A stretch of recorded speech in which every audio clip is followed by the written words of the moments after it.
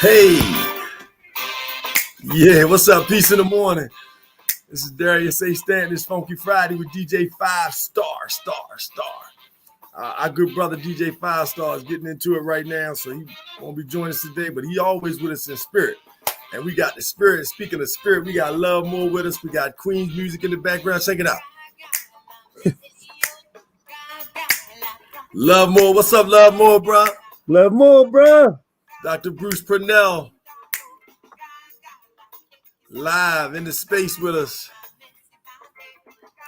Yeah. Oh.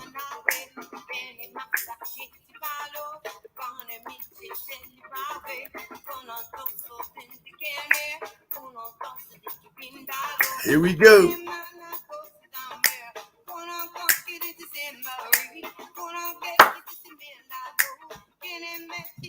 Come on. Funky Friday, baby. About that time. Got.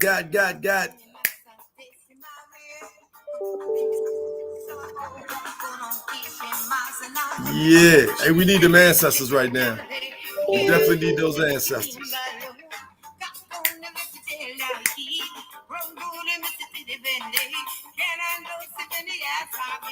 Ow.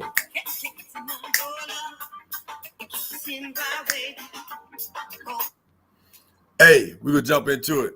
It's Darius A. Stanton with the Peace of the Morning Show. It's Funky Friday, baby. Welcome to the Peace in the Morning Show. So listen, we're going to jump right into it because we got a lot going on in the world today. And people need light.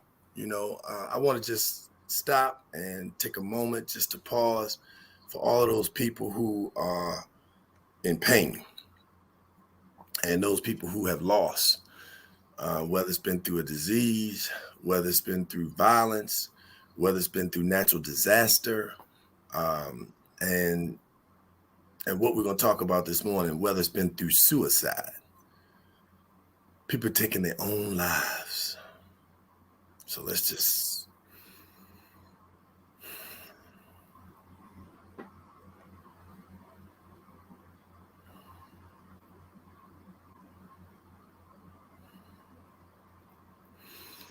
it's so important for us to just breathe. And I brought our good brother on because our good brother, Dr. Bruce Purnell, the Love More movement, you know, he's out there each and every day in the community, Dr. Bruce. Before we get started, you know, stranger to the Peace in the Morning Show family. Right, that's right. I love having you. You know, I love you as a brother. You know, we like, you know what I'm saying? Can't nobody can't get up in that, right? You can't get up in that because that's how tight we are, you know. That's right. But Dr. Bruce, man, tell them about the work you do Monday through Friday. And I want, you know, people to understand this because, you know, for those of you who don't know what to do, who are not sure, or those who are just talking, I want you to see what it looked like when you're really working. Everybody's not cut out to do this particular type of work. So it's not a chastisement on anybody who may not be doing this particular type of work. But I want you to understand the type of work that is being done by men, that has been done by Black men. We got Brother Andrew Knox, Dr. Bundy, Brother Carlos Muhammad, Pastor Watts that are in Baltimore City every week in the streets, going door to door, corner to corner, neighborhood to neighborhood, you know, working to get people in housing, working to get them off of drugs, working to get them employed, working to get them in mental health counseling, pulling them out of jail, you know, just supporting their families. So Dr. Bruce, share the type of work that you've been doing and, you know, basically what you're doing on a weekly basis. Mm-hmm. So our last motto has been the Healing Station. It's kind of I've been working on it for about 5 years. And the concept is every community should have a place where everybody can go to heal. Like, you know, so because of the pandemic, we've had to adjust a little bit, but you know, on a daily, the concept is creating a brave space where you could be vulnerable and honest enough to share what's going on with your life. No judgment or filters. So Mondays we do Black Men's Grieve because we just, you know, most of the time with Black men, we just never even came to a point of being able to grieve, because it's again, that's part of being vulnerable, and we're taught not to be vulnerable, so we hold everything in. So this is a chance to actually come and to get it out. Tuesdays we have Ujama economics, as well as yoga. Wednesday we do life coaching, instead of well, that's a strategy to deal with being able to release toxic stress, past trauma and emotional pain, is, and also allowing our brothers and sisters to become life coaches, so they could be in the community and doing the same work. So we do that on Wednesdays. We got a group getting ready to graduate on September 16th, intergenerational group. We have seniors, parents, and teens, and they're going to be in the community actually doing the healing work. So, and that's called transformational life coaching and healing leaders. We have the group of violence interrupters, brothers and sisters that are in the community working with the gun violence piece, and they're also going through the trauma-informed life coaching course, and they'll be graduating September 16th also. Do that on Thursdays, and Thursdays we have healing huddles, so everybody comes together and we get to just celebrate the healing journey. And Fridays we have town hall. Saturdays I do a group with The Wire. That's sisters that have been previously incarcerated, and they come together trying to navigate this society, so they can be productive members of society and still heal from past trauma. A lot of people don't. A lot of times we just think men are locked up. Man, we have a lot of sisters that face the same war on drugs kind of piece, but we don't pay attention to that, and they need support also.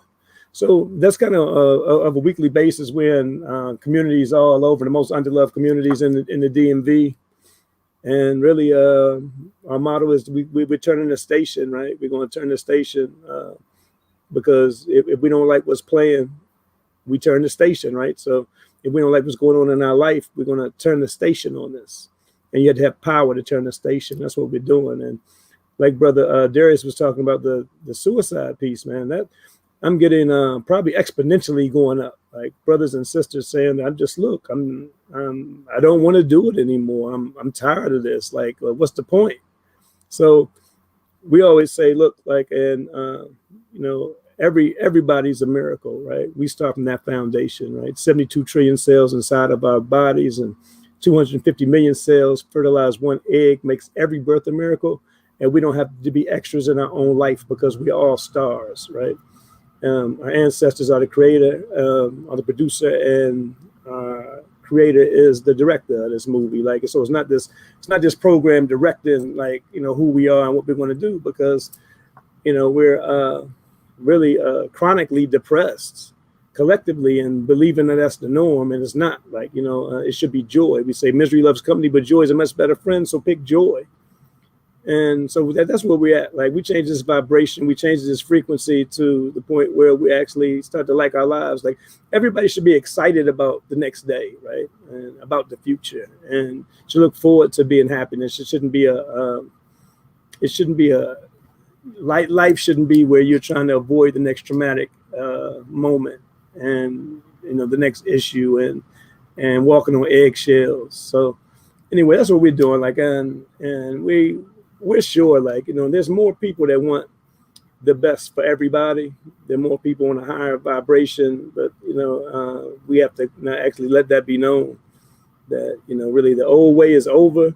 We're not going to come out of this pandemic and stay where we're at and create the same insanity that we came out of, right? We can actually let that go and create something new. The power that you spoke about in terms of turning the page. Peace and love to the family that's checking in. Thank you all for being here. Please share this show right away. Put it out there. Dr. Bruce is only going to be with us for a moment, so I really wanted him to be able to get into, the deprogram, turn the channel, right? These are things you can do. So we're going to put them in, in the chat, what we can do, solutions to lifting people's energy. First and foremost, breathe. Just breathe, just take deep breaths. Go online, go to YouTube and look up breathing and just deep breathing exercises, things that you can do, because oxygen elevates. If you watched us yesterday, we did a piece at a local store down here still in Douglasville, Georgia. the home of Tyler Perry. Tyler Perry live up on a hill, son, like the king of the world, you know. And I want to shout out Tyler Perry because the brother is employing us, you know, he's pushing us. And yeah, he got some shows that, of strictly laughing buffoonery, but he also deals with a lot of real issues, and deals with a lot of trauma that our communities are dealing with, and we need to, to address. So, Dr. Bruce, talk to us again about turning the channel, and also how much, we've seen. I know 2 people that are directly tied to me that lost people this week, 3 in the last 45 days. From suicide, but more people are dying of suicide than they are from homicide. We hear homicide all the time. It's push. We see first thing in the news, we know it in our communities, but what we're not hearing about is the suicide. Talk to us about, how devastating suicide is right now in our community.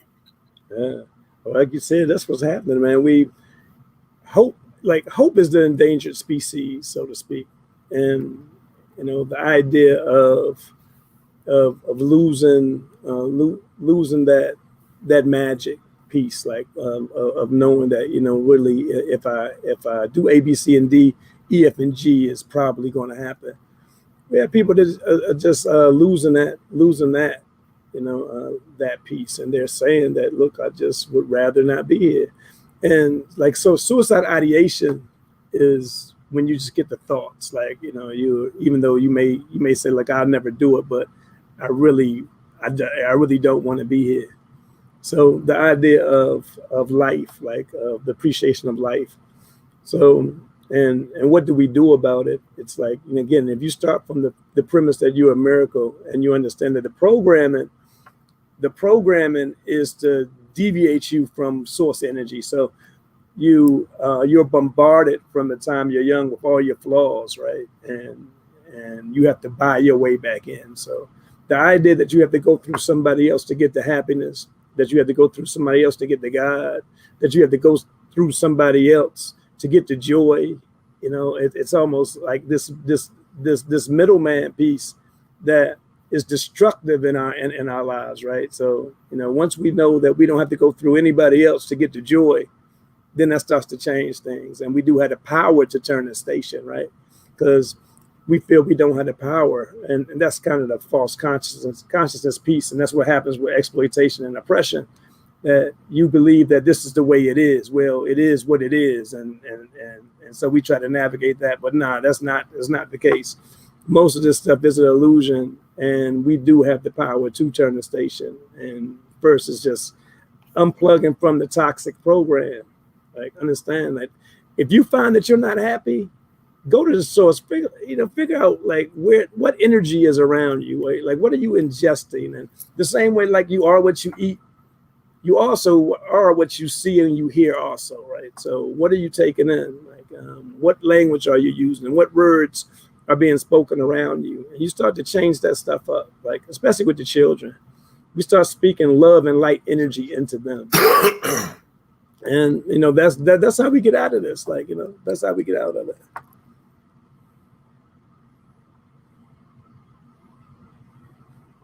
Speak to children, because there's those who are not going to school. Parents are afraid to send their children to school. They're struggling with homeschooling still. They came out of the pandemic. They've had loss and grief. The media is a complete onslaught of the people who have died. You don't hear about, people who are living. They've completely created a wedge and divide in families, in communities, at work, with regard to whether or not people are being inoculated or not. Talk to the children. I know you're about to leave us, but give us your parting words about how we can elevate and just continue to put love and light in children's lives, and also by doing it ourselves. Mm-hmm. So I want to tap a little theory into this, and I'm going to use self-efficacy theory. I think it's the most powerful theory in learning and confidence, right? So self-efficacy theory is 4 ways that we get information, right? Performance outcome, what we do; vicarious reinforcement, what we see; verbal persuasion, what we hear; and physiological arousal, how we feel about it, right? So over and over and over again, right? we get information about ourselves, about what we're good at, about what we can be confident in by that. Like, so what's being said? Like, so what are we saying to our children? Or are the words that we're saying, is it, is it empowering them to even be excited about the next day, about their future? Are we tapping into their divine gifts, knowing what they're great at, and being excited about developing that piece, right? The vicarious reinforcement, what they see. And it's very important because it's like who looks like you, right? Who you identify with. So the people that you see that look like you as a child, you watch what they're doing, and that gives you information about what you can also do.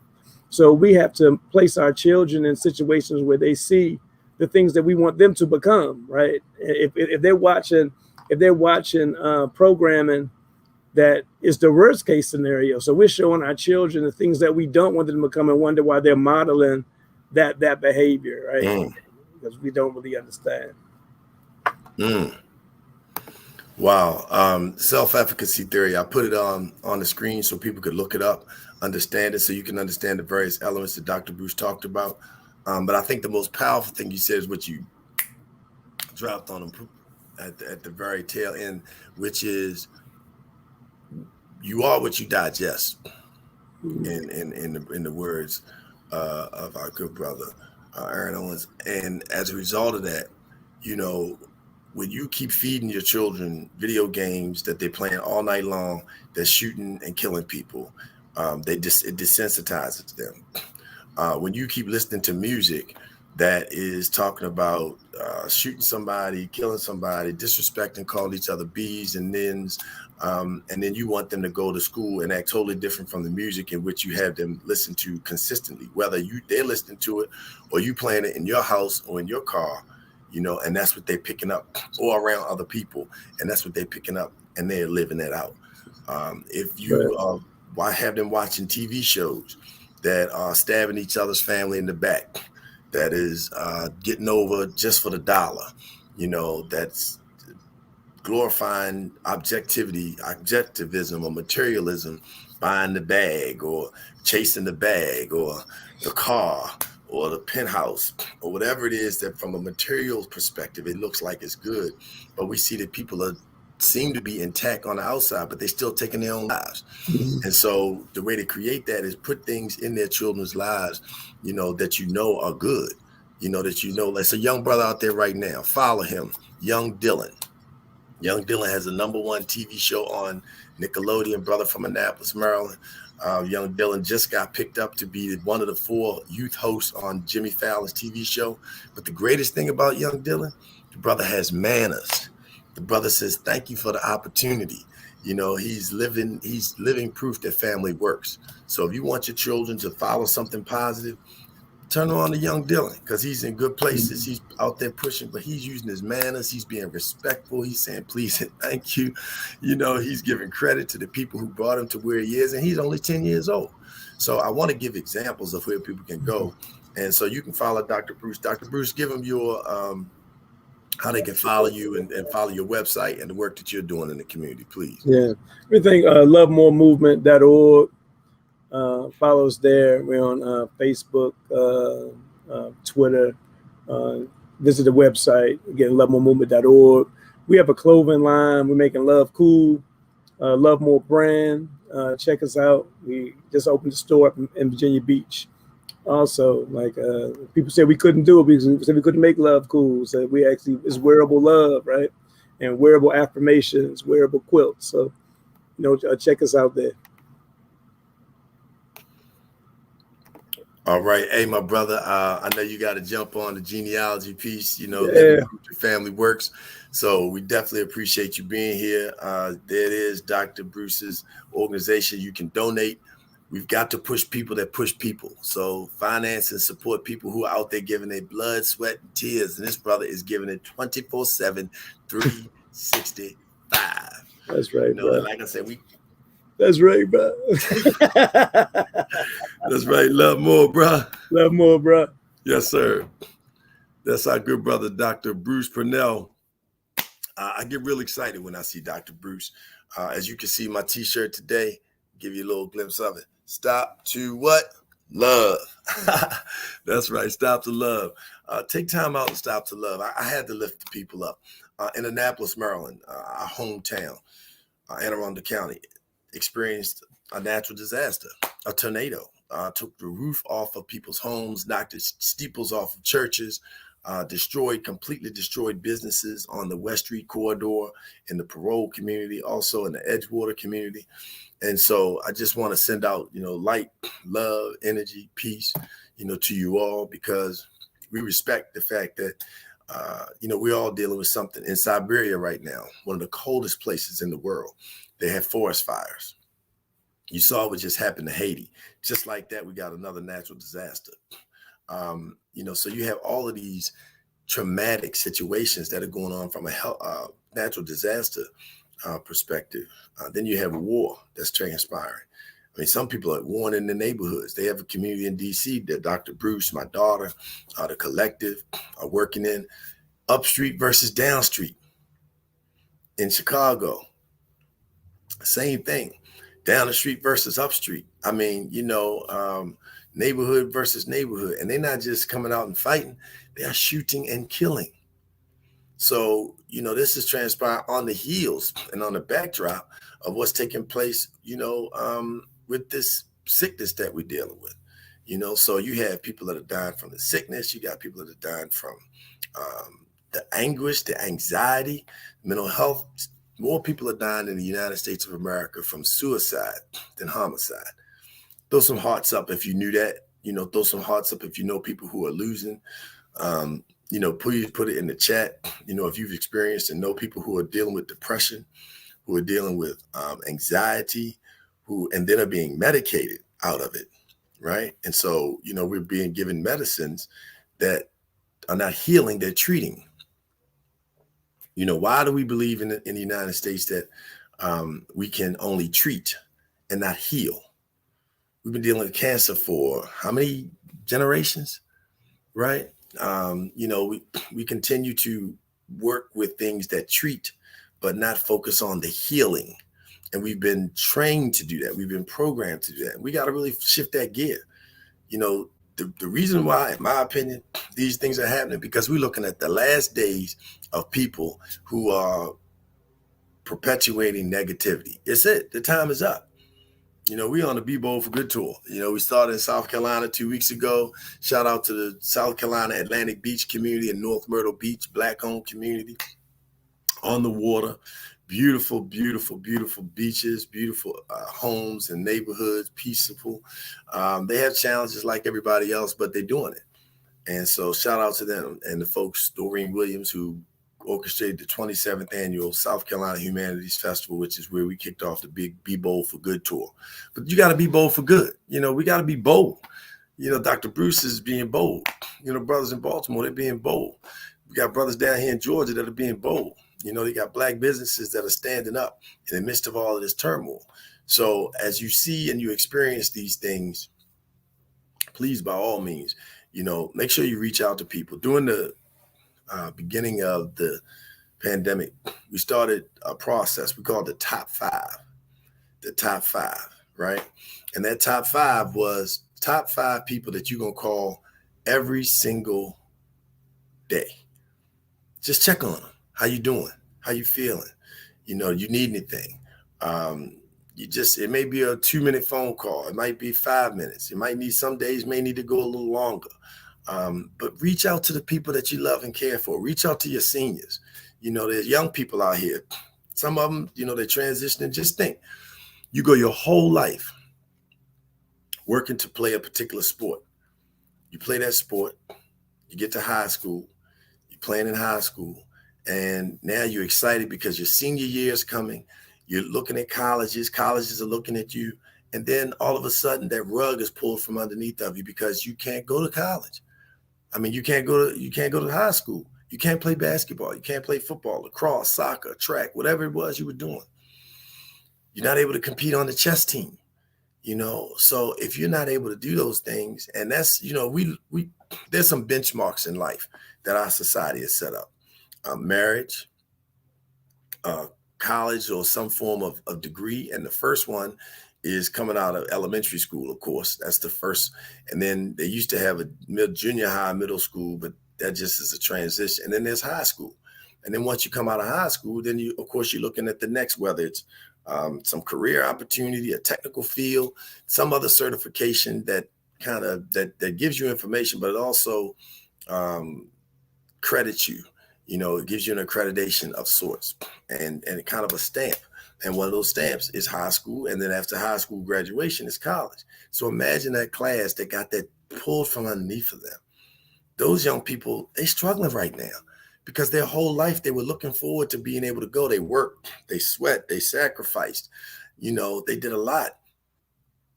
And now they're not able to deal with that. So how do we handle that? So reach out to those young people, you know, because they need it. Right now, they're not, some of them are not able to go to college and play basketball like they've been dreaming about their entire lives. They're not able to go and play baseball like they've been dreaming their entire lives. So they need help. They need somebody to reach out to them and say, hey, this is what happened to me in my life. You know, it was a roadblock, but it became a stepping stone for me. So make sure that you tap into that top five. Tap into that top five because we need that support. We need people to be in a position where they can help other people, you know, and we are in a consistent struggle in terms of life where people are not able to get over the hump. So here's another opportunity, a resource for you. One of our partners, the Life magazine, definitely want you to check that out. Look, read the stories in it. If you have people that you think are doing positive things, you know, by all means, share. This is one of our sponsors, the Life magazine. We'll be right back with the Peace in the Morning Show. Funky Friday is Darius A. Stanton with DJ 5 Star.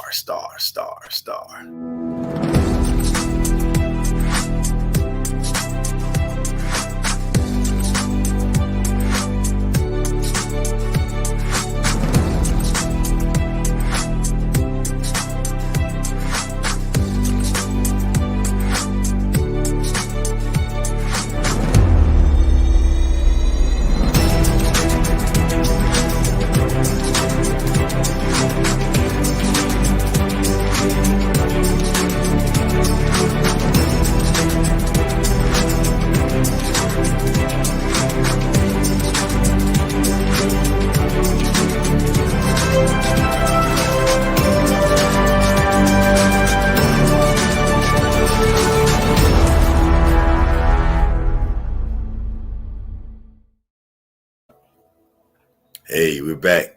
Thank you so much for joining us on the Peace in the Morning Show. We're excited because we're alive. And that's what we got to push. We got to put life. You know, we got to push life every day, 365, 24/7. You know, we got to push it.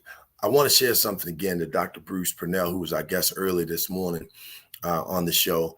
He talked about, I asked him, what could we do to promote children and their health, their positivity, to really bring them out of the negative space that they're in. And one of the things that he said was to protect their space. You know, make sure you pay attention to what you're watching. Repeat after me. Put it in the chat. You know, send it out there as a hashtag. Basically, if all things were equal, what do I mean by that? If all things were equal, we wouldn't be dealing with still trying to get the right to vote in 2021.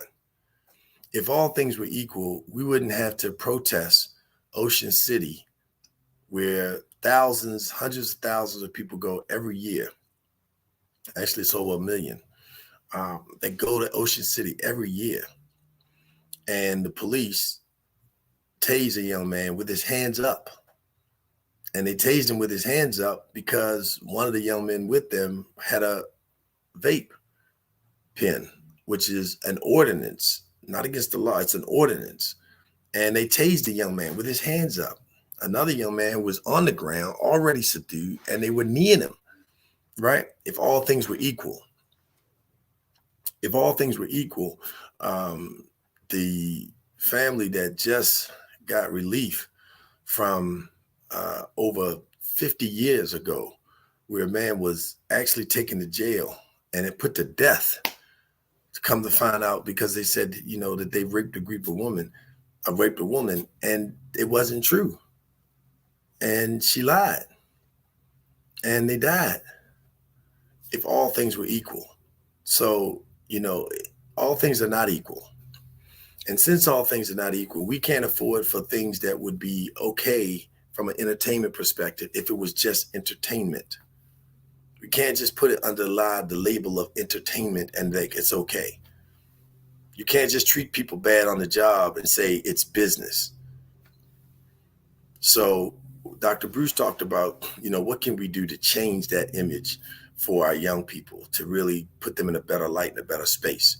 And so he shared the self-efficacy theory. And I want you to look it up, because what it basically does is it talks about your frame of reference. What's going on? What are you able to show that help people to see themselves in that particular light? So if you got your children playing video games all night and they shooting and killing, they robbing or stealing or blowing people up, then guess what? You'll think it's okay to go to Afghanistan, spend 20 years, tear up somebody's country, and leave it. And then brag about the fact that we had the greatest airlift in any history of the world, any country's able to do. When people are left in peril, fear their lives, running for the border, literally with a bag on their back. Just think about your house right now. Think about where you live right now.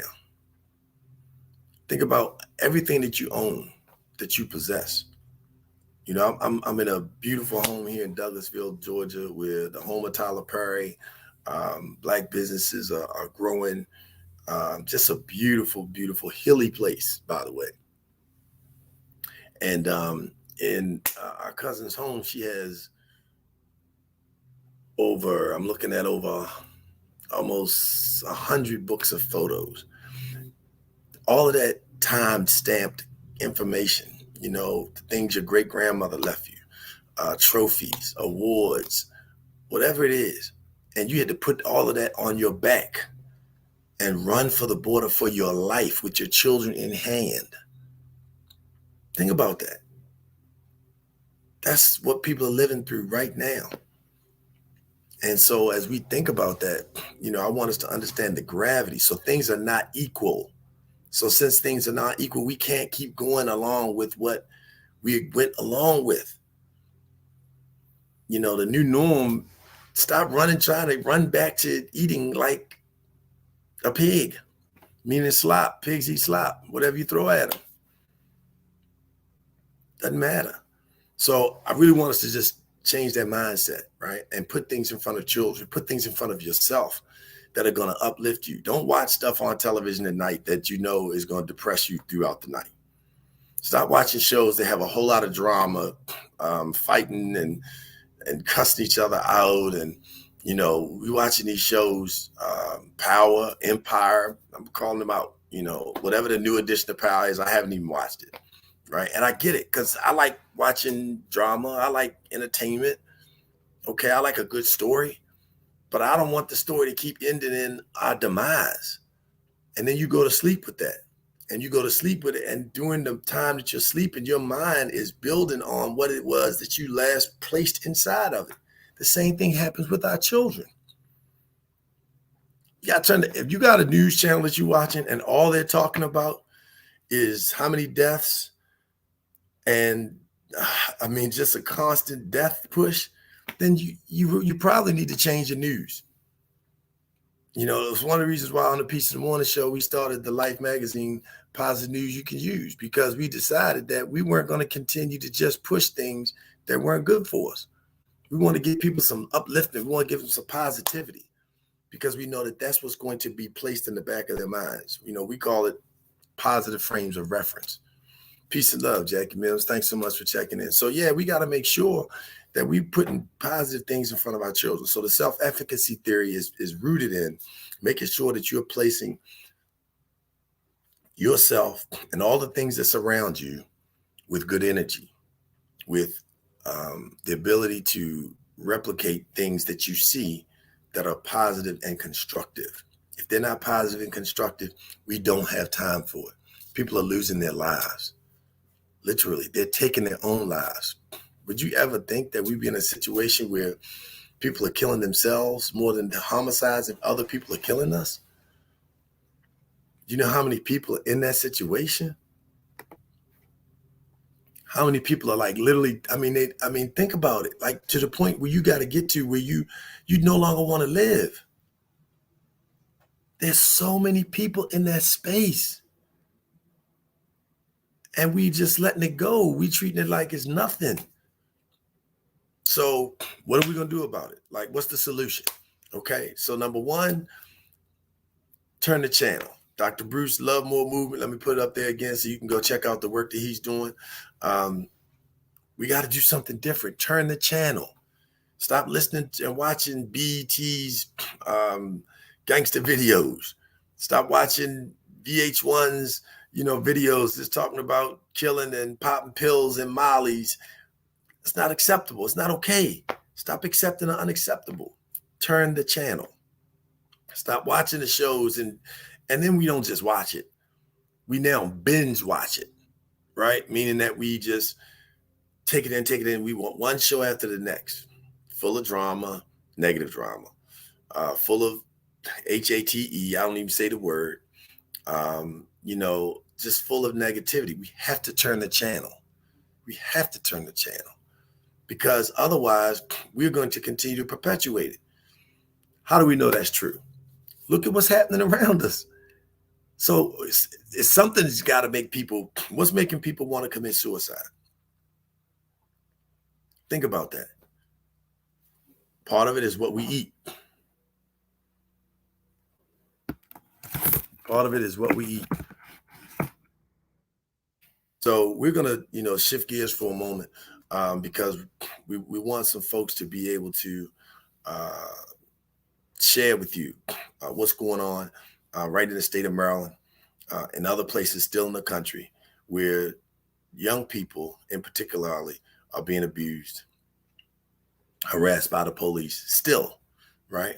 And just make it very clear, a lot of good police out there, but there are a lot of good police who are taking a lot of bad rap and people are afraid of them, which is causing anxiety, which is causing people to stay in that negative space because of the people that are out there that are bad apples. That's why we got to be bold for good. And so we want to make sure we get an opportunity to put people in the right position, to support themselves, to love themselves, right? I talked about breathing and how important that is, breathing exercises, because that's what it is. It's like you can't breathe, like things are closing in on you. And so we want to make sure that you're exercising. If you have, health insurance, if you don't have health insurance, you can go to the health department and your local health department, wherever you are, the Black Mental Health Alliance, search out and get someone to talk to about what's going on. Get it off your chest because people are in a position where they don't know what to do. They don't know where to go.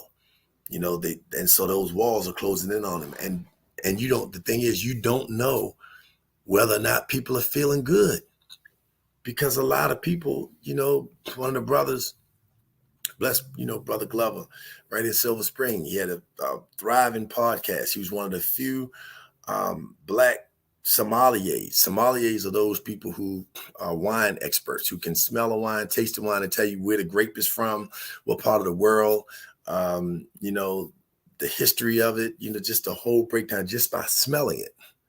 He took his own life. On the outside, it looked like things were great. Things were going very well. But there's so many people who are hurting and who are in pain. And so we have to turn the channel. We have to turn the channel. But in the state of Maryland, right now, we're asking people to hold up from going to Ocean City for Labor Day weekend. We're on the eve of it. Some people are on their way. Some people are there already. But we had some people yesterday who actually went out, took a stand, put the signs up, to let people know that it's not okay. It's not okay. And that we are not going to support the city of Ocean City and give our dollars. We will need to stop giving our tax dollars because these young men were seen on video, abused. They were hurt, they were ailed, tasered, and kneed, right, by the police, and then charged with 8 different counts. 8 different counts. 8. When all they did was something that was an ordinance. They could have wrote them a ticket. They didn't spit at the police officers. It's all on video, right? And so we are asking people to stop. And yesterday, a group of folks from all over the state of Maryland sat on Route 50 and protested. And so when we come back, we're going to hear from them. Got a video for you from Messiah Ramkisoon, my brother. He's got a powerful project out called The Eye of Freedom.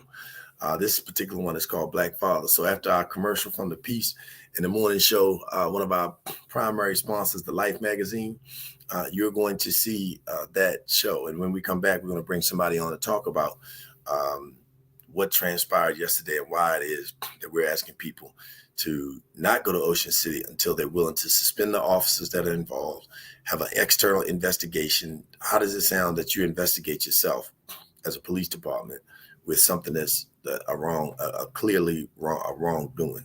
And then you charge 8 young people with, the 2 young people with 8 different crimes. So stay tuned. We'll be right back on the Peace in the Morning show. Word from our sponsor and a video from Messiah Ramkisoon. Peace.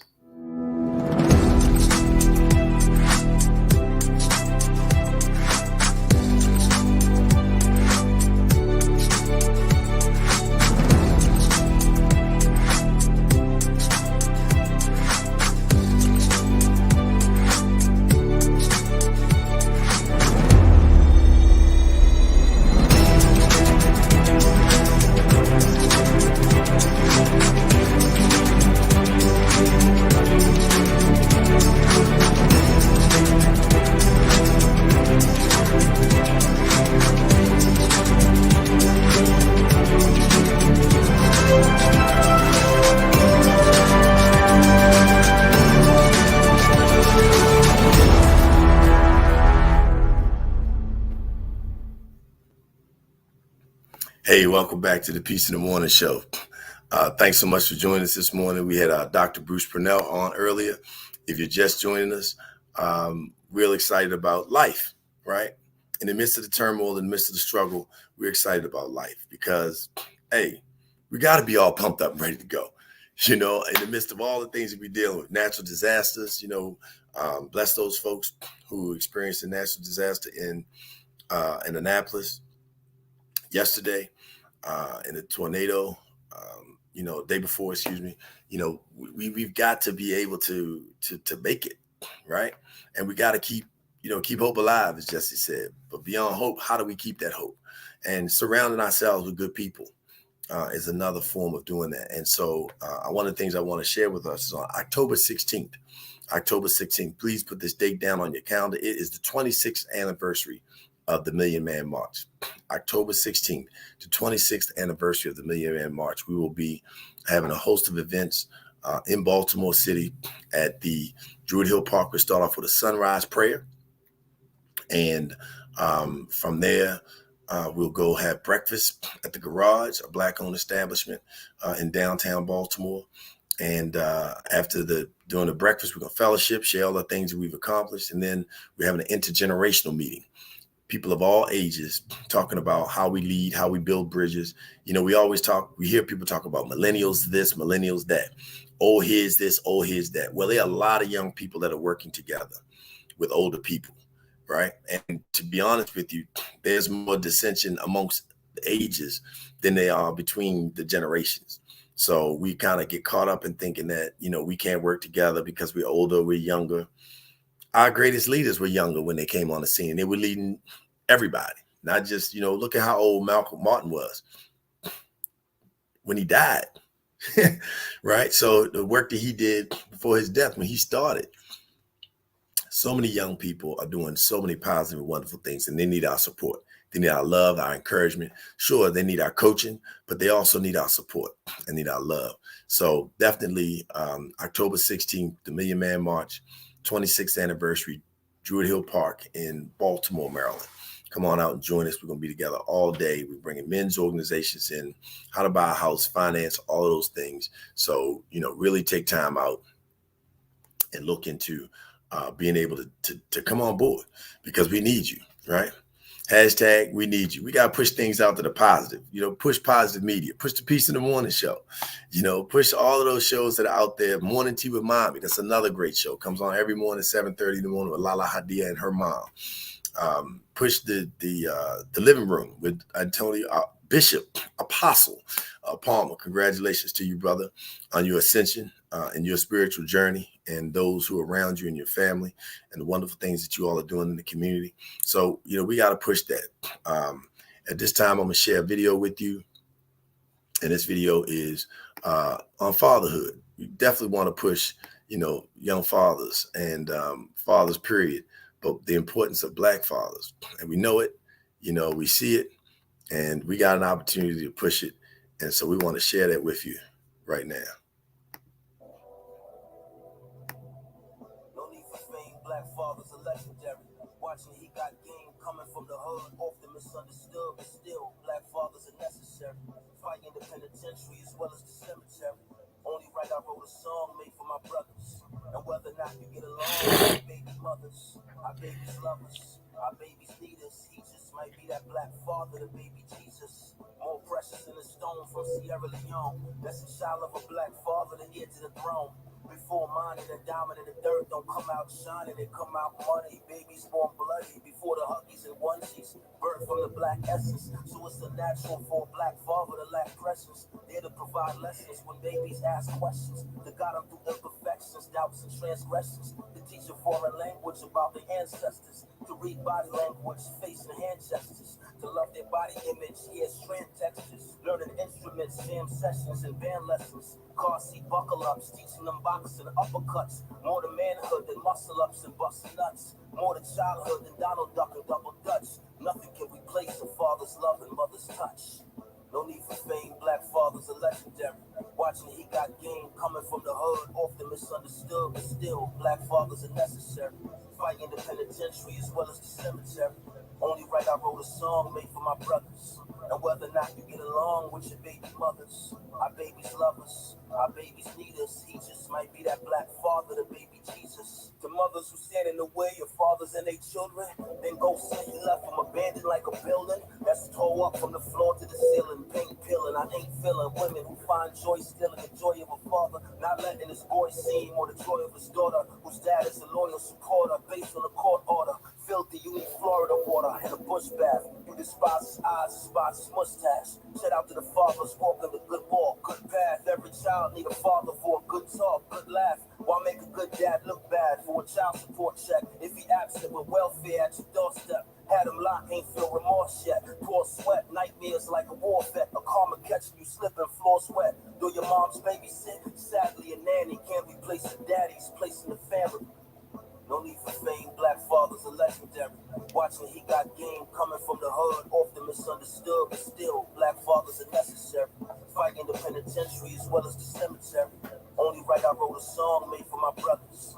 And whether or not you get along with your baby mothers, our babies love us, our babies need us. He just might be that Black father, the baby Jesus. Black fathers are legendary, let's call names. LeBron James, not cause he called plays or win ball games, or can take it to the hole or shoot long range, because he take care of home beyond just suits and Balmains. Robert Nesta Marley, you can never discredit. Died young but left a legacy his children inherit. With them in spirit, El Hajj Malik, MLK, he create fear how a Black father could be here now, dead next day. Bow heads, let's pray for the fathers turned martyrs. George Washington, Carvers and Marcus. Black soil covers the carcass. Black fathers never die, they multiply like the square root to pi. Same rules apply, you shoot shine or wear suit and tie. The line of work don't define the worth of you and I. Never saw my pops work for another man. A mentality I don't expect this world to understand. No need for fame, Black fathers are legendary. Watching he got game coming from the hood, often misunderstood, but still, Black fathers are necessary. Fighting the penitentiary as well as the cemetery. Only right I wrote a song made for my brothers. And whether or not you get along with your baby mothers, our babies love us, our babies need us. He just might be that Black father, the baby Jesus.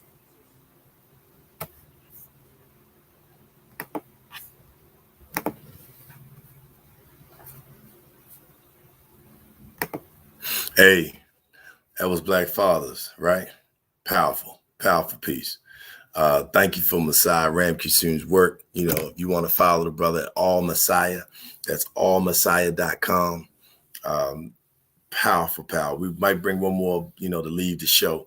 But I want to share some information with you because we have some people who are hurting right now in Annapolis, Maryland, who need your support. And we have some resources out there for you. As a matter of fact, right now, the city of Annapolis, the Anne Arundel County and state of Maryland, all of these resources are held up at Mount Olive Community Center in Annapolis, Maryland, 2 Hicks Avenue from 2 to 8 p.m. Those resources will be there. This is Office of Emergency Management, Office of Community Services, Office of Economic Development, the Crisis Response Team. So if you got counseling needs, if you have housing needs, if you need food, clothing, issues with your children in school and how you're going to navigate that now that you have no place to live. There were homes that were destroyed. There were homes that were damaged to the point where they're uninhabitable at the moment. And so from 2 to 8 p.m. at Mount Olive Community Life Center, you can go and set up right in that space and actually be able to tap in. So we want to make sure that that is in place. And if you need help and support, please, reach out to us here at the Peace in the Morning Show, 301-453-7100. That's 301-453-7100. I'll put the number in the chat so that you can tap into it. So we're going to bring Brother Larry Diggs. We're going to shift gears and go back to an issue that we talked about with regard to what's happening in the state of Maryland right now. And there are a group of leaders throughout the state, led by the folks on the Eastern Shore who have been dealing with, just, I don't know if you know this or not, but Ocean City, Maryland. At one point in time, there were only 3 days that Black people could go to the beach. Legally, it was a law. You could only go to the beach 3 days out of an entire month. Picture that. My dad went to University of Maryland, Eastern Shore. He said they didn't even think about going to Ocean City, which is less than 30 minutes away in a drive. They drove right past Ocean City and went to Atlantic City. And they did that because they were not welcomed as Black people on the beaches of Ocean City. And so we know it's not a new phenomenon, but remember what I said earlier, if all things were equal? Well, this is to give an example. All things are not equal.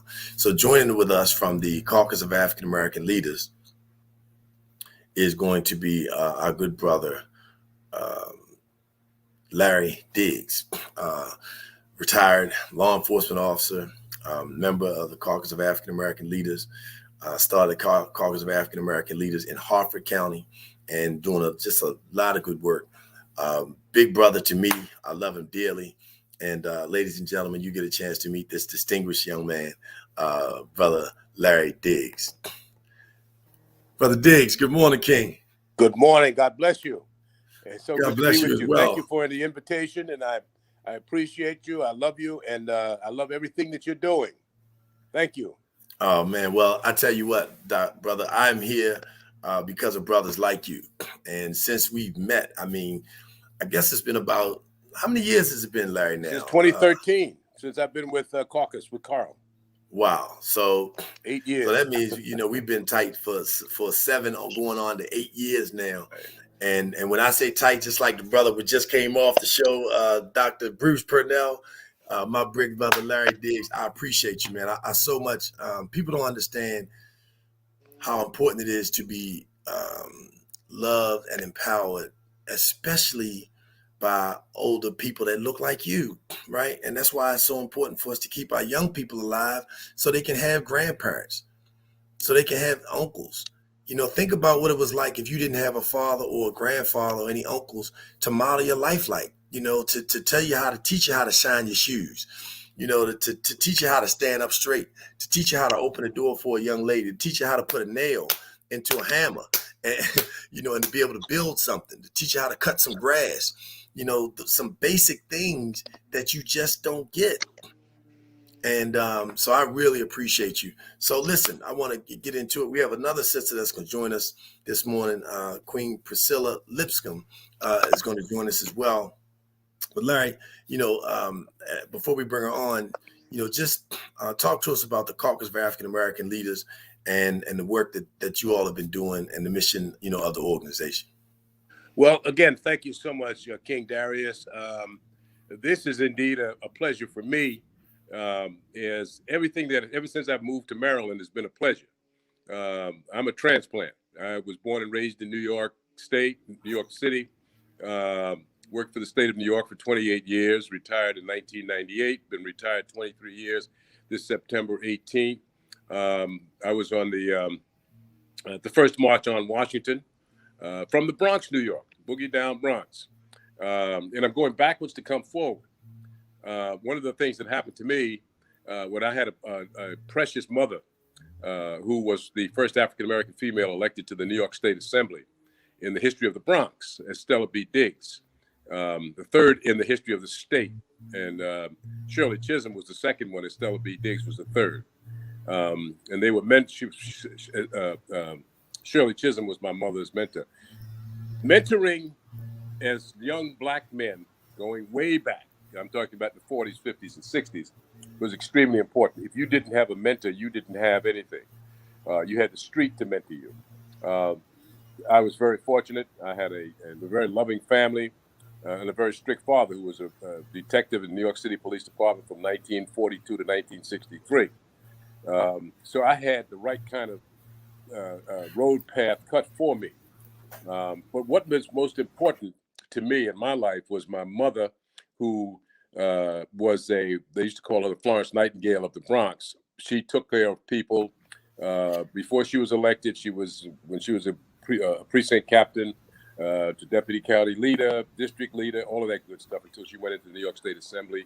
And thereafter, what she taught me was community, love for self first, and love for community second.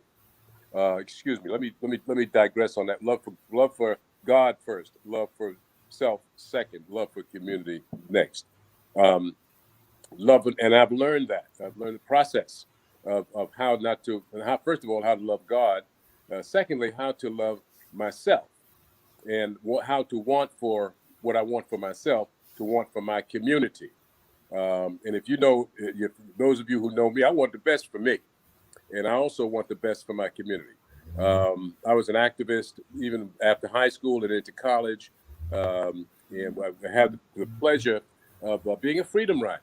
I had a pleasure of working with the SCLC and SNCC and the Urban League Corps and those groups back in the early 60s. My mother was a coordinator, Bronx coordinator for the First March on Washington. And we had folks there who had never been out. They came north under the Great Migration, and years later decided that they wanted to go to Washington. They had not been out of New York.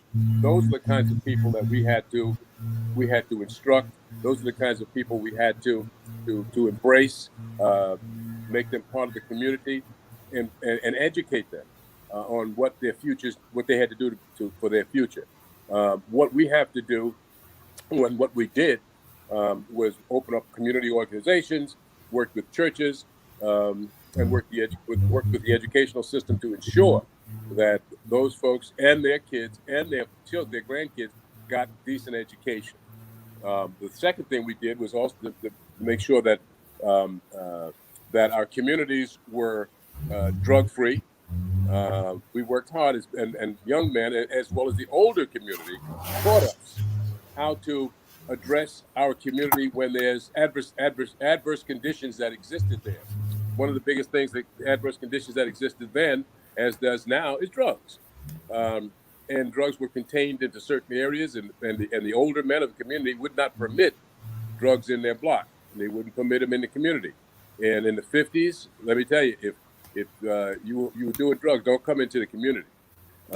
You take it wherever you got it from, but don't bring it into the community. That has vanished. Protecting our communities, protecting our families, to protecting our children, our kids, is a lost art among us Black men.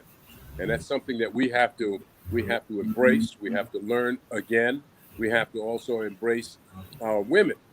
All too often, I've heard too much derogatory things about black men making statements about black women. I resent that. My mother was black. My grandmother was black. My ancestors, females, were black. Don't talk about black women. The fastest way to lose friendship with me is make a derogatory and negative statement about a black woman. Black women are the backbone and the support of our community, and we love them all. And we will fight like hell for them. And I want that to be known to everybody. The next thing Wow. is, as far as our education, educating our community is concerned, Brother King Darius, you're doing a magnificent job in getting the word out and giving the message to our communities by bringing people on to your program that have a focus, they have a mission, they have a vision of what we need to do for our communities. I think that's a blessing from God. And I thank God again for you and what you are doing and how you're impacting our communities. Getting back to the march on that we did yesterday, as you prefaced before I came on, the Ocean City situation. I thank God for Carl Snowden. Carl Snowden, I call him the Martin Luther King Jr. of Maryland. Carl has done, and I've been with Carl. I met Carl in June 2013, and he's never been out of my sight, and I haven't allowed him to be out of. I've not allowed myself to be out of his sight since 2013, because I've learned more from Carl than in this age and stage in my life than I've ever learned. And part of that is community and how to take care of people, how to plan, and how to insist and make sure that people understand that you can't abuse black people anymore. There's no such thing as allowing white folks to beat up on our youngsters, abuse our women, not invest in our communities, not to educate our children, and not to embrace our youngsters, our millennials. Well, Carl has let me jump in real quick because you mentioned the importance of taking care of our women, and so fortunately we have one of those sisters who was out there on the front line. Went on the bus trip with us over to Ocean City. We did a freedom bus ride. She's been, right there in the forefront to make sure that our rights are being upheld. I want people to think about this as you make T-shirts and as you make placards and billboards and signs, and stop asking for justice and peace. Stop putting it down and using the negative term. So I want us to really shift gears and say, we must have justice. We must have peace. There's no such, we can't put a T-shirt on that says no justice, no peace, because that means if you read it, I don't want justice because I'm saying no justice, no peace. I need a T-shirt that says we will have justice. We're not asking for it. We're demanding it. We're putting it into existence. We will have justice and we will have peace. And so coming to the show now, a child of God from North Carolina, which is where my family's from, Hamlet, North Carolina, a small, I call it South Central, which is at the very bottom of North Carolina, right above South Carolina. And it also is in the central of North Carolina. Two beautiful girls. She's an author, a marathon runner. Peep that out, right? So she got to be strong, and she's a marathon runner. She had two beautiful girls, so that's strength in itself, right? Also, tutoring children is one of her niches, and she's the CEO of Soul Check Ministry, a member of the NAACP, and a member of Kingdom Celebration Center. Ladies and gentlemen, welcome to the Peace in the Morning Show for the first time. A sister that is totally part of the struggle, Miss Priscilla Linscomb. Peace and love. Good morning, Queen. How are you? Peace and love. Good morning, King. Good morning. Darius. You stated that you apologize for having a short notice. There's no such thing as a short notice. It's called being ready. So whatever you have to do, you just be ready. That's right. That's right. So thank you for having me on the show. And good morning, Mr. Diggs. God bless you, my sister. God bless you. Good to see you this morning. Bless you. So Queen, thank you for the work that you're doing. Thank you for just being a light and an energy. People don't understand the importance of just being present. Brother Apostle Larry Lee Thomas talks about and uses the term in which I share all the time, the ministry of presence. Just your mere presence, putting your physical body in the space to let people know that you care, children need to know that you're there. Seniors need to know that they matter, and so we really appreciate you doing that. Talk to us about the experience when you came out yesterday. We're talking now about the protest that was lodged on behalf of statewide organizations and people who live all over the state of Maryland, from the Eastern Shore to the Western Shore, Anne Arundel County, Prince George's County, Baltimore City, Baltimore County, Howard County, all over the state of Maryland, who have been protesting the mistreatment and the physical abuse and trauma that young Black teenagers experienced in Ocean City this year, and have been charged and are going to court and actually being charged with 8 different crimes as a result of being there. And so talk to us about what transpired yesterday on Route 50 and what you were able to do to help bring awareness to this issue, please. Well, first of all, it was a phenomenal event that the Honorable Carl Snowden spearheaded, and anytime that he does something, you already know it's going to be an excellent. And the focus is to be purposeful, which is what we did. We navigated leaving Annapolis to actually, some people rode the bus, I was in a car, to actually go to a point on 50 where we could be seen. It's important to be seen as well as heard, but I think sometimes being seen supersedes being heard. So yesterday was one of those times where being seen was a little bit more important than being heard. So we were safely, we were on the side of the highway. We didn't interfere with any traffic because it was definitely orchestrated where it would not interfere with any traffic. We would not interfere with any traffic. So we had our signs, Black Lives Matter. We had Black Men Vote United out there. We had the signs of previous citizens that have died at the hands of police brutality. And I love what you said before, which I'm going to work on this. The t-shirts that you said, you was talking about no justice, no peace. Yeah, we represent justice and we represent peace, which is why we were out there on the side of the highway. And I always say, when God puts me in a position to, whether I'm saying anything or not, I know I'm covered. So I'm not operating in fear. And you can't when you decide to stand up for what's right. Amen. Well, well, first of all, thank you for adopting that. Brother Diggs, disregard the note I just sent you about the noise. We got to push that. We got to push. We will have justice. We will have peace. Because that's what we want. So when we want it, we got to speak it into existence. We can't have a shirt on that says "Stop shooting" or "Stop killing," because that's not what we want. We know we want that to stop, but we can't promote that. We got to promote what we want, right? And we want love, we want peace, we want freedom, and these things that we are by right, our inalienable right to the universe, our human right, not just Black, not just white, not whatever color, your human right to be free. And so it's so important. So I thank you for that, and thank you for being out there yesterday. So what was the response? Did you have people blowing, waving? How did that interaction take place? Great question, King Stanza. We had a mixture of all of that. We had a mixture of the horns, the hands waving. And we also had some people that decided that they wanted to throw up the fingers.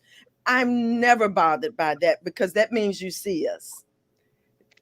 That means you're looking at what we're doing. How you react is on you, but it signifies to me that they see us. And so Reverend Morris was out there beside me, and she noticed the fingers going up. I said, that's a good thing. We're being acknowledged. We were being seen. And Carl Snowden, Honorable Carl Snowden, he wrote on his TikTok message this morning. He said, we chartered a bus and took protesters to a location on Route 50. Our presence slowed down traffic and attracted the attention of both the media and Maryland State Police. Purpose served. Wow. Yeah, and it is so important that we be, this is another T-shirt for us. I'm actually they'll be coming out next week, and that's "Be bold for good." You got to be bold. And Brother Diggs, you talked about something that's so powerful. I really want people to grasp this, and I won't keep you all much longer. We'll probably be wrapping in the next 5 to 10 minutes. But I want people to understand this because it's something that's transpiring, and it's really overcoming us right now, and that's fear. We cannot allow fear to succumb us and overcome us. First and foremost, whatever you believe in, whatever religion you believe in, take it to the hill. If you believe in God, take it to the hill, right? Don't just, I believe in God on Sunday, but I'm not sure if I'm going to make it. God's going to make sure I'm going to make it because that's what I believe, right? But also understand that we had a brother, there's tomorrow morning at 10 o'clock a.m., I'll put it in the chat. There is a school that we started during the pandemic called Al-Kabilon Shule. Every first Saturday morning at 10 a.m. to 12:30. And one of the Saturdays, so tomorrow morning, we'll have another dynamic class. And our focus is to teach children, families, about the importance and the rich contributions from Al-Kabilon. Al-Kabilon is the name of the continent of Africa given from Kemet, from Africa, not from the Danish man who created the name Africa. Africa came from a Caucasian. That name is not something that was created by people who live on the continent. And Shule is the Kiswahili for school. So it's Mother of Africa School. So we had a brother by the name of Tony Browder, who is a renowned researcher. He's now actually in Egypt doing excavation work, looking at the tombs and what's transpired there. And one of the things that he made very, very clear was he wanted us to understand the power of our composition, which is that Black people are literally made from stardust. It's scientifically proven. Look it up, okay? The same things that our makeup of our skin is composed of is the same thing that is in the universe. And I'm saying that because I want us to take away the fear of losing our physical lives. We are spiritual people. And that's how we can lose a family member and then the family member end up staying with us because they're still with us in spirit. That's how we can still feel them with us. And so don't be afraid. I mean, I'll admit, it's been times when I was like, oh no, I'm worried about this. I'm worried about that. But I've come to a point in my life where I recognize I can't be afraid because my presence is omnipotent. Right. And when we understand that, it takes the fear out of it. And people want you to be afraid. They want you to be afraid so you can take this medicine. They want you to be afraid so you can do this. They want you to be afraid so you can turn your back on your family, turn your back just for a job. If I lose my job, it's going to be the end of the world. They will fire you tomorrow and not think twice about it. Why? So you can't be committed to anything but yourself, your family, and the good Lord. Right. And anything that is pushing and providing you, life, health, and strength. And so I just want us to understand the value and not be afraid. And I heard you say that, Brother Diggs, and you've been out there on the front line many, many times. So, being out there, what the courage that it takes to stand, what gives you that strength, that courage, that fortification to know you're going to be all right? First of all, fear is a concept of insecurity. One of the things that if you fear God, you'll fear yourself. I don't fear God because I know God is with me all the time. And I know he's my strength and my armor. And I know that whatever I do for mankind and for myself, I'm going to be successful at it because I know I got God's will be done to help me through whatever I'm going to do. But one of the things I wanted to make note of, and I started to talk about community. Back in the 50s, I'm a firm believer of modeling. And back in the 50s, we used to go to Temple number 7 in Harlem on 116th Street and Lenox Avenue as young men. And we would go to the mosque number 7. And we would listen to people, of course, Malcolm X, who was a lieutenant or a captain, or lieutenant rather, to the Honorable Elijah Muhammad. And we learned from them as young men. We not only did we learn, we weren't Muslims, but we learned what it took strategically to help ourselves and help our communities and to help us individually. One of the things that I've often stressed and I've often advocated for is that we need to take control of our schools. You know, the government, the state government, federal government are taking money that's supposed to go to public schools and they're giving it to these private institutes, these private schools now. That is ludicrous. That should never happen.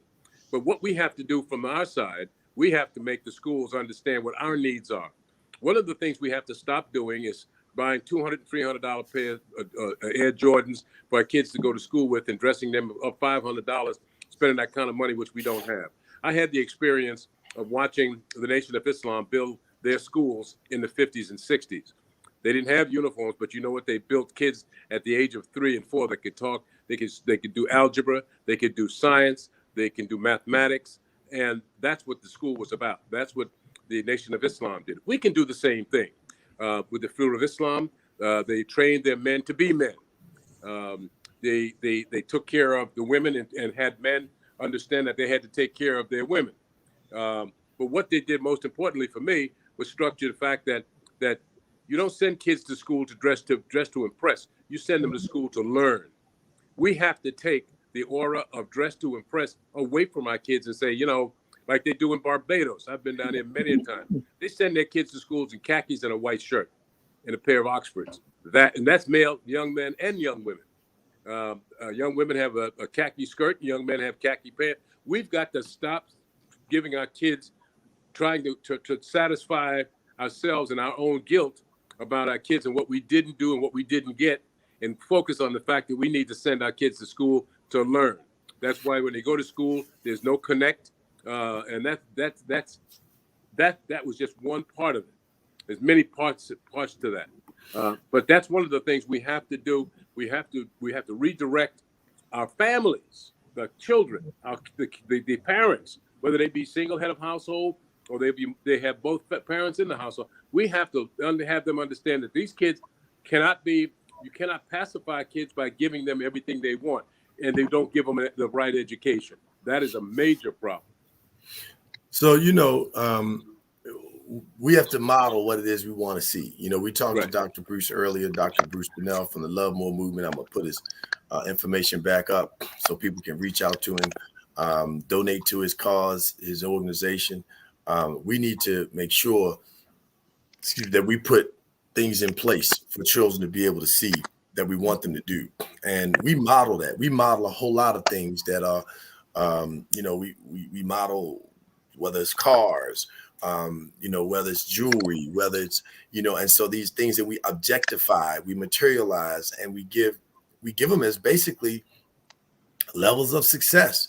You know, there are people who come to America or even overseas, and they feel like if I'm in the position where, you know, if I got a Mercedes Benz, I made it.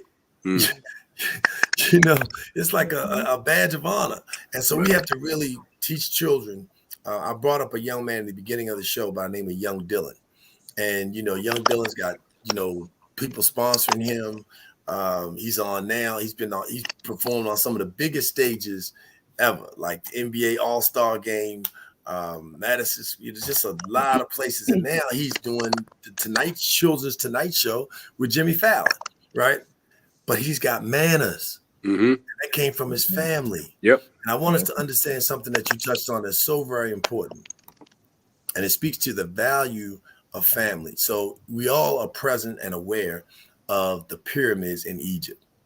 And one of the things that has been known and spoke about in the legacy of the pyramids in Egypt that are not going anywhere. They have no timeline on it. It's not going to go down. And you don't hear anybody say in 5 years, the water's going to creep in. They have been set forever, right?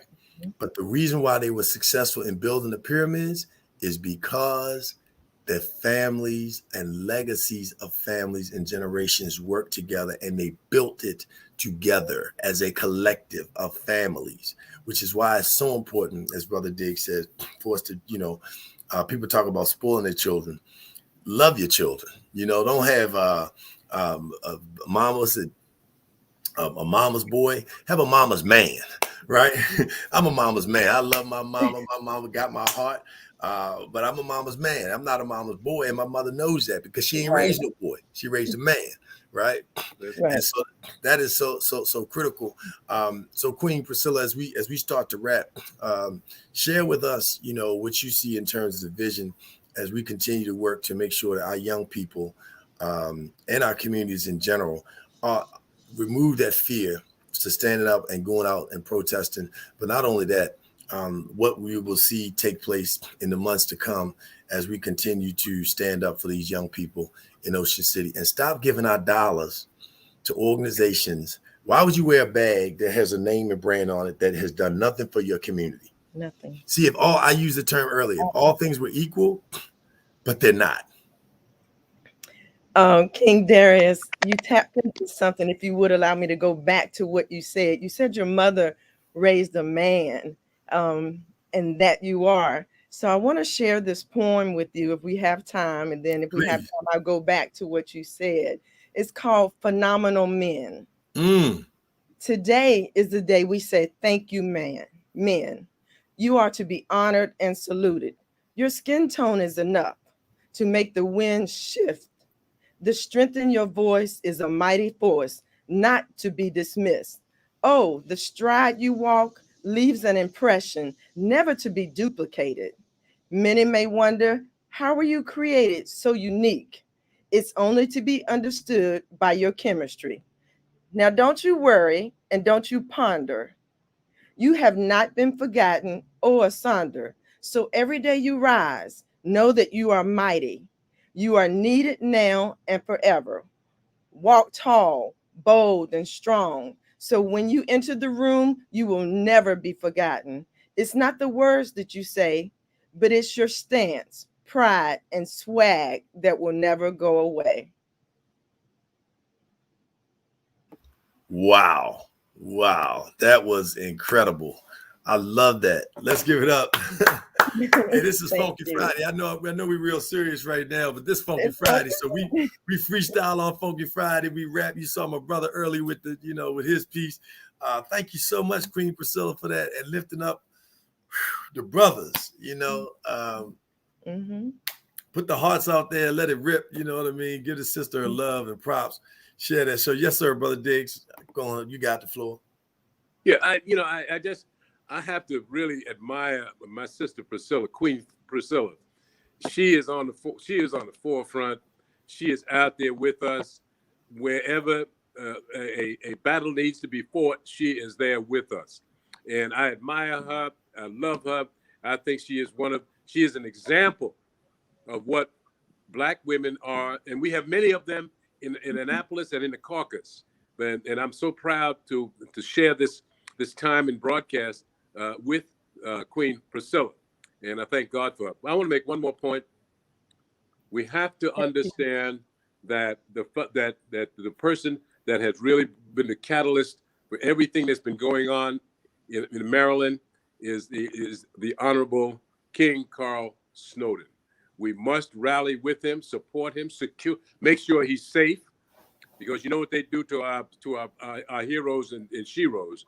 We must make sure, and let's another point I want to make real quick also is that the caucus and Carl Snowden are honoring women in the month of October. The Fannie Lou Hamer Awards. We have women and I caution and not expect and all that people will be a part of that Fannie Lou Hamer Awards for sisters that are doing everything that they can for our people. The Fannie Lou Hamer Awards, I think it's in October the 6th or the 13th. Which do you recall whether that is, Queen Priscilla? I think it's the 6th. I think it's the 6th, but let me see if I can find out. If not, I know King Darius will put it back in his notes. Please, because we have to understand that if it wasn't for Black women, we wouldn't be a race of people who we are. We are men because women decided to raise men. And I come from a household where, I had a father, but my mother and father were divorced in the early 1952. But the women in my household raised me. They taught me how to cook, clean, wash, iron, work. So that's who I am today. And I do for myself as a single man because of the teaching and the direction of Black women. And I hope that in October, King Darius, that you'll help to promote. It's the sixth. It's the 3rd, October 3rd. October 3rd at 4 p.m. All right. And I hope that you'll promote this on your show. That the Fannie Lou Hamer Awards on October 3rd. It's on the internet, and if you could promote that for our illustrious King Carl Snowden, we'd really appreciate that as part of the caucus of African American leaders. Thank you brother, so much. You did it, and we'll make sure we do it again because, as I said, I come from strong women, and in Madeline McCrae Johnson and Eva Dove, Frances Harris, my mom, Queen Ayasudebe Ramkisoon, and definitely my wife, Erica Stanton, my daughter. So I'm surrounded by strong women, and I lift them up. And Queen Priscilla, thank you so much. I'd love for you to come back. I really want to close on that poem. I was going to bring on another song. DJ Five Star may come in and do a little funky five to close for us, but I loved that piece that you shared, and one of our faithful and loyal supporters of the Peace of the Morning Show just dropped it on us, so we got it right there for you. Bam. The president of the Delta Pi Omega chapter of Alpha Kappa Alpha Sorority Incorporated, Phyllis Curry Spencer, shared that with us. So please make sure you come out and support the Fannie Lou Hamer event that is going to take place on Sunday, October 3rd, 2021 at the historic Banneker Douglas Museum. So thank you, Queen Phyllis, for sharing that with us, and Brother Diggs for bringing it to the table. We're definitely going to wrap it up. I do want to just remind you all about something that we shared very early in the show, and it's focused on self-efficacy theory. Look it up. Go to our website, the Peace in the Morning Show .tv. That's peaceinthemorningshow.tv. But look up the self-efficacy theory. And the reason why that's so important is because it's going to teach you what you can do and what's so important for us to do so our children have the love and respect for themselves, but for us first, because people are dying. People are committing suicide at record numbers. People are calling the suicide hotline more in the last 4 years than ever in the history of the world. And so it is so important that we surround ourselves with circles of love, that we remove people from our lives, even if it's family. Remove people from our lives that are constantly bringing negativity to you, calling people up, being negative, gossiping, sharing a whole bunch of ugly things. Remove them from your life. You don't have time for that. Turn off the brother. Dr. Bruce Purnell said, turn the channel. Literally, turn the channel. Come off the channel from watching stuff that you know is not good. Shows that, sure, if all things were equal, but they're not, would be okay. But you can't keep watching things that are constantly negative and tearing people down and stabbing each other in the back and doing anything for money and all of those, glorifying all the wrong things that we say we don't want, and we end up at the funeral crying about, but we perpetuate it in our own communities. We perpetuate it on our own radio stations and television stations. Stop listening to music and promoting people who are promoting things that are negative. Be bold for good. So I'm so excited about you all being here. I do want to bring our good brother, because he's able to join us now just to rock us out on the end, take us out on that high energy note. So right now, if you haven't shared the show, push it out, because ladies and gentlemen, we are bringing to the stage none other than our co-host. He lit South Carolina up. When I tell you this brother rocked from 1 p.m. to 6 p.m., only stopping for brief introductions and presentations and a few bands that played, but all day long, he had Atlantic Beach, South Carolina rocking. Ladies and gentlemen, welcome to the show, our good brother, DJ Five Star. Good morning, everybody. I'm so glad to be here. It's been an amazing week. Yo, what's up, King? We so glad to have you, man. Look, we got the dynamic big brother, Larry Diggs. Not his first time, but definitely we appreciate having him in the building, brother Larry Diggs. And then we got the queen herself, Priscilla Linscomb Monroe, who did a poem. Yo, the poem she put was fire, right? Oh man, so we're gonna definitely try to get that. We're gonna get I'll that give back. you a copy. I'll give you a copy. Okay, yeah, please, Amazing. please, because we want to run that back. 5-star, man. So you got something big coming up on September 18th. Share with the people what you have coming up, so that while they're on there, and then we're gonna let you crank it and rock it out. Because, brother, you sitting on top of the world, okay? Man, I'm just excited about the world and how it's just aligning, just to be in alignment. That's the key. You got to be in alignment with your true self. And so we have the Baltimore County African American Cultural Festival, which my vice president said, tell Darius I need some tablets. He gets me some tablets every year for Education Village. And so I want to make sure he knows that I'm expecting a tablet or two for Education Village, where for 25 years we've been giving scholarships, being given just preserving history of African Americans in Baltimore County and giving to other nonprofits, with the founder being Delegate Adrian Jones, Madam Speaker, I like to call her, who is the Speaker of the House of Delegates in the state of Maryland, the first African American woman, and just first African American. Let's split that up. First African American, period, and then first woman, period. And so to have a founder like her, who has such a great name in our state, to be able to maneuver and be able to open doors. We've talked to every agency in Baltimore County, so the police department, health department, all the departments are on board to help this festival that actually occurs at the courthouse. Yes, we are at the courthouse on September the 18th. 8 in the morning starts a 5K run. 10 o'clock a.m. starts the Education Village. 12 o'clock starts our main stage, and we have Freddie Jackson will be headlining our main stage. And so this is all free, because the delegate says that usually when African Americans go to the courthouse, it's usually for something negative, a parking ticket or worse. And so for 25 years, we've hosted this Baltimore County African American Cultural Festival in hopes to put a shine on our culture and have a positive experience at the courthouse. What's the website for that event, brother? It's aaculturalfestival.com, or you can go to our link tree, and I will see if I can pull that video up. MP4. So that's aaculturalfestival.com. All spelled out, aaculturalfestival.com? Yep. Got it. And also we share with them the Project's Million More Movements 26th anniversary Million Man March celebration. Larry Diggs, we hope you come on out. We're gonna set up some rooms so brothers can stay there in Baltimore City that night. Be there for our sunrise prayer. Sister Priscilla, Queen, we'd love for you to be there. I know Black Men Vote is gonna be working to have them there, and be right out there. The sunrise prayer when the sun comes up. We've been giving thanks to our ancestors. But your father's being honored, King, on that day. Share with the honor that we're gonna be bestowing upon the brothers as a result of your family, the work that you've done.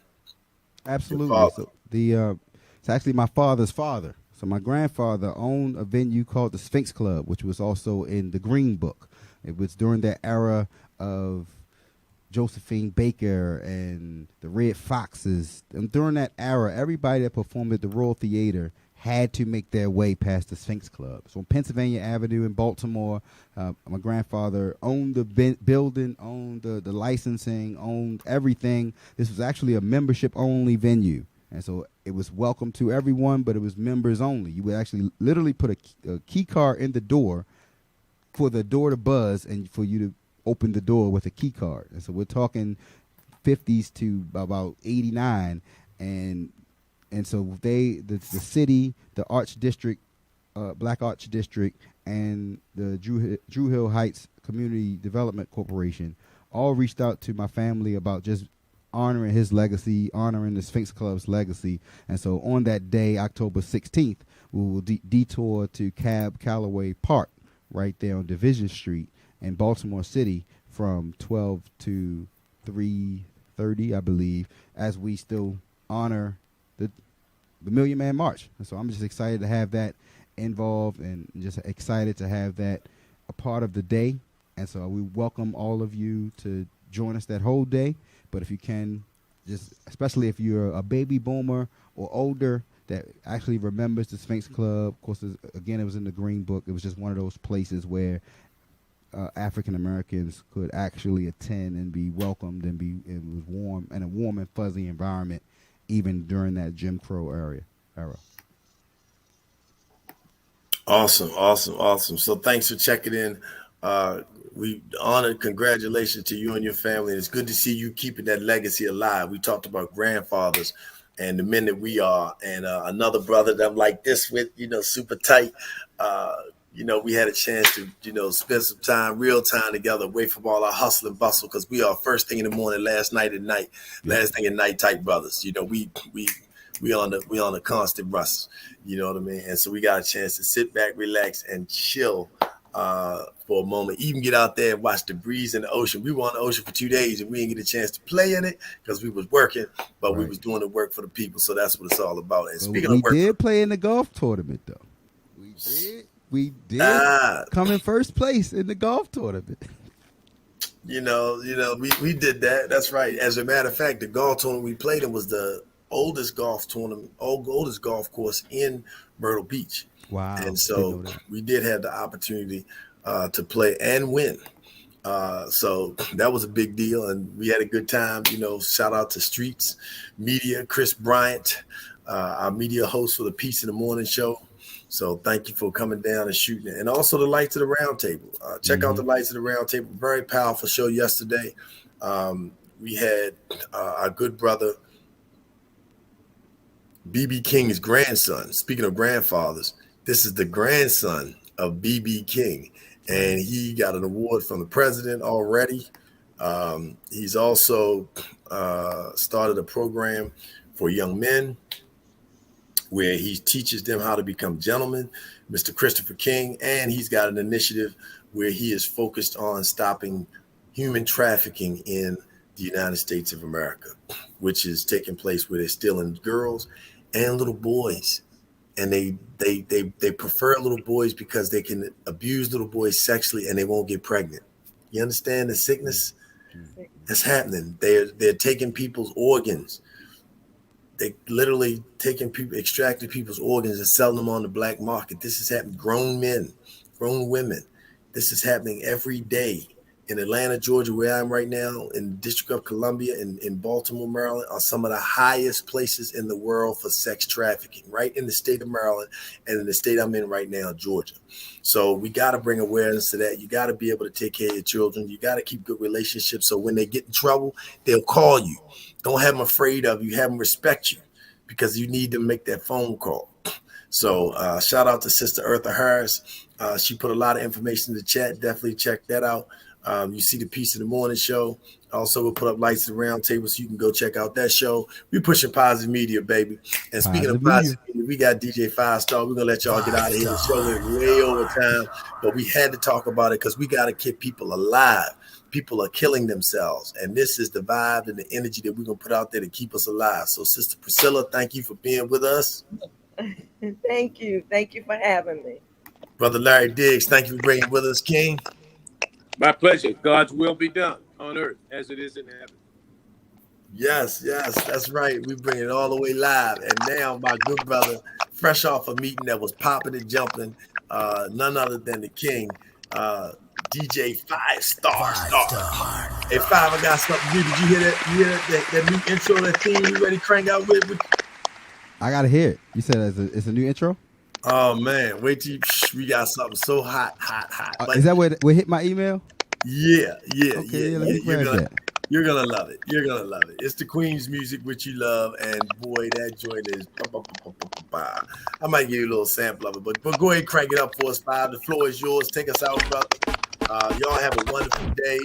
Labor Day weekend. We want you labor of love. We're going to share our pictures, our videos from the 27th Annual South Carolina Humanities Festival. It was off the hook. Thank you to all of our sponsors, My BMS Solutions. Thank you for Marcus Johnson, Flow Wine. I mean, we had a ball, and we're going to do it again. We already been invited back next year to host not only the Humanities Festival, the Black Fair Pearl Festival, but also, check this out, Bone Crusher Smith, the only one to take Mike Tyson to 12 rounds, is now hosting, and a heavyweight champion himself, the Hall of Fame, Heavyweight Boxing Hall of Fame. And who did he ask to be the host? The Peace in the Morning Show. Wow. All right. Praise the Lord. Hey, so you gotta be able to bless the bridges that bring you across. That's right. And I want to shout out the folks at the Color School up in Harvard of Grace, the Harvard of Grace Color School. And if it were not for Brother Larry Diggs, who opened the door and allowed the Peace in the Morning Show to be the host of the Color School's Jazz Festival, which was another hit, knocked out the park right there on the Susquehanna River as the backdrop. So thank you, Brother Diggs, for opening the door for us to make sure we were able to get there. Amen. Amen. Hey, Five, what you got for us, baby? This Funky Friday, baby, with DJ. Is this the record you talking about here? Oh, shit. Check it out, y'all.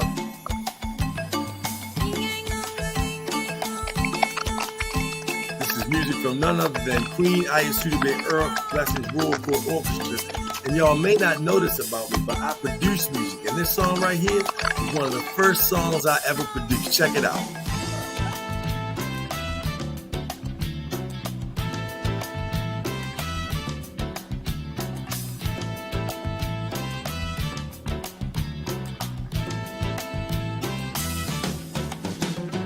Wise man does not judge another man's mistake. Check out the lyrics, though. A patient man, he is always willing to wait. Forbearance causes self-possession to work. And you know a kind man, he never knows how to hurt. These are the virtues you want for me.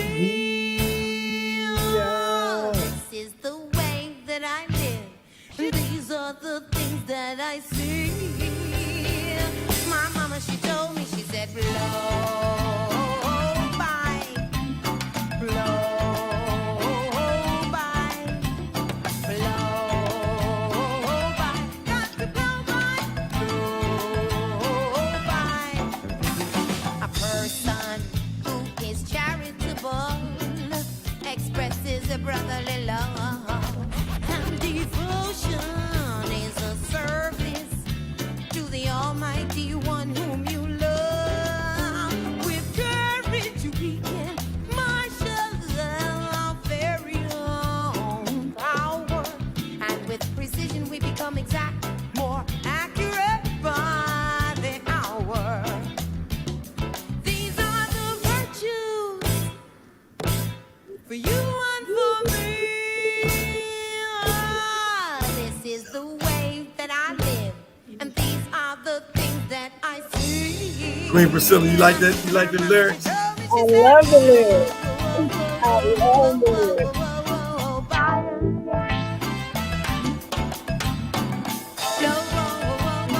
Check out this breakdown right here. Check this out right here. Y'all gonna share this. Put this out there. Queen Ayasudebe beat.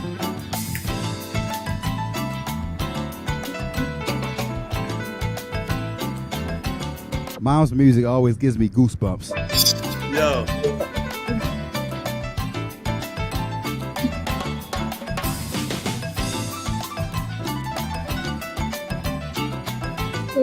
I grew up at the preacher's field. My dad is still a member of the Hamer Bell Course. Music was inundated in our house. We're gonna talk about that Bell Course thing. I hear music by ear, strictly ear, and pick up on it.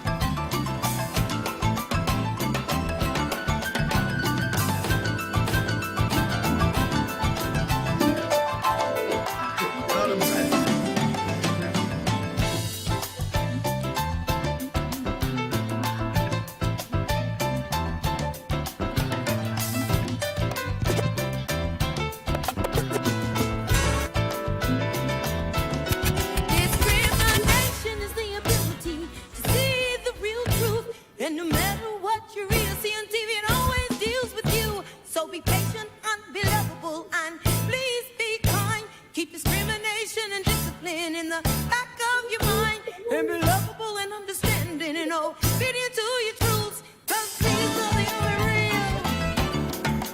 Oh, these are the only real. Hey, these are the only real. Oh, these are the only real.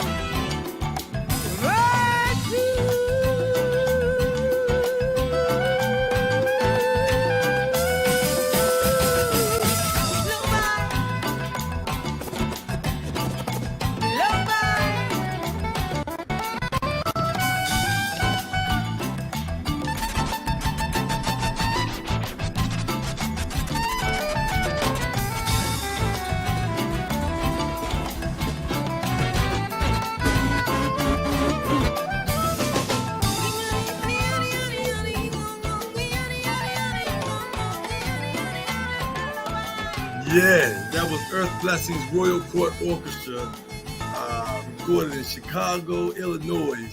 And yo, that was Brian Danzy on the keys, Shinsuke on the actually Brian Danzy was on the bass.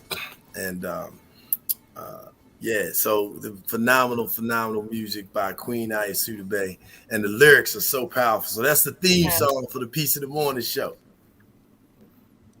Bet. No doubt. So the intro and the outro yeah, that's what we're doing. So Queen, we want to have you back, because we love that poem. And we matter of fact, Five, you didn't get a chance to hear it, so I'm actually gonna ask the Queen if she wouldn't mind giving it to us one more time. I sure will. Yeah, we want to close with that, and we went a little long today, but we went long because we needed to go long. We needed people to have this energy. We needed people to have the information. We needed people because people are dying and they're taking their own lives, and we need them to know that life is good. It may be tough right now. It might be hard right now, what you might be going through. But I want to remember to see the cocoon, see the butterfly, not the caterpillar. That's right. And September is actually Suicide Awareness Month. I don't know if they're hosting the walk in Annapolis, but it's normally around September the 18th. You can actually Google it, Suicide Awareness Month in Annapolis. It should come up. If it don't, I'll give you the information. But let's go out. Phenomenal men. Today is the day we said, thank you, men. You are to be honored and saluted. Your skin tone is enough to make the wind shift. The strength in your voice is a mighty force, not to be dismissed. Oh, the stride you walk leaves an impression, never to be duplicated. Many may wonder, how were you created so unique? It's only to be understood by your chemistry. Now, don't you worry and don't you ponder. You have not been forgotten or asunder. So every day you rise, know that you are mighty. You are needed now and forever. Walk tall, bold, and strong. So when you enter the room, you will never be forgotten. It's not the words that you say, but it's your stance, pride, and swag that will never go away.